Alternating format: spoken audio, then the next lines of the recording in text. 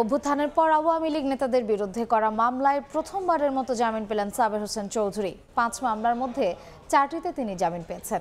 এই মুহূর্তে ঢাকার সিএমএম আদালতের ব্রিফ করছেন আইনজীবী। সরাসরি যাচ্ছি সেখানে। একজন মন্ত্রী জামিন পেলেন, এই ঘটনাটাই প্রথম কিনা? আপনারা ইতিমধ্যে জানেন যে মানুষের জামিনটা হচ্ছে মানুষের কনস্টিটিউশন রাইট, অর্থাৎ সাংবিধানিক অধিকার। মামলা হলেই সে আমি অপরাধী নই, যতক্ষণ পর্যন্ত ইনভেস্টিগেশন না হয়ে প্রতিবেদন আমার বিরুদ্ধে না আসবে ততক্ষণ পর্যন্ত আমি আসামি না। ততক্ষণ পর্যন্ত তদন্ত না হওয়া পর্যন্ত আদালত জামিন মঞ্জুর করতে পারেন, সেটা বিজ্ঞ আদালতের ক্ষমতা রয়েছে। সেই ক্ষমতা বলেই বিজ্ঞ আদালত জামিন দিয়েছেন। তার পূর্ব আমরা দেখেছি একজন বিশিষ্ট ব্যবসায়ী আসলাম সেরনিয়াবাদকে জামিন দিয়েছেন, একজন বিশিষ্ট নাট্যকারকে জামিন দিয়েছেন এবং সর্বশেষ সাবের হোসেন চৌধুরীকে সকল মামলায় জামিন দিয়েছেন।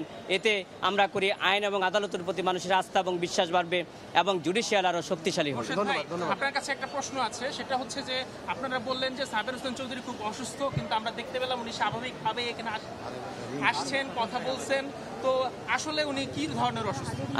আসলে মানুষের যে শারীরিক সমস্যা থাকে সেটা বিভিন্নভাবে হতে পারে।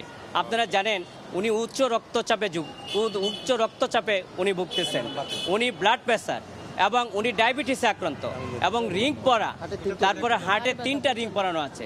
উনি মারাত্মক অসুস্থতায় ভুগিতেছেন, কিন্তু শারীরিক দেখেই মানুষের বিচার বিশ্লেষণ করা যায় না। ওনার বিচার বিশ্লেষণ করতে হয় সার্বিক মেডিকেল সায়েন্সের উপরে, ডাক্তারদের উপরে ওনার সম্পূর্ণ কিছু ব্যক্তি করতে হবে। সেই কিছু বিবেচনায় এনে বিজ্ঞ আদালত জামিন মঞ্জুর করেছে। সরাসরি ছিলাম সিএমএম আদালতে।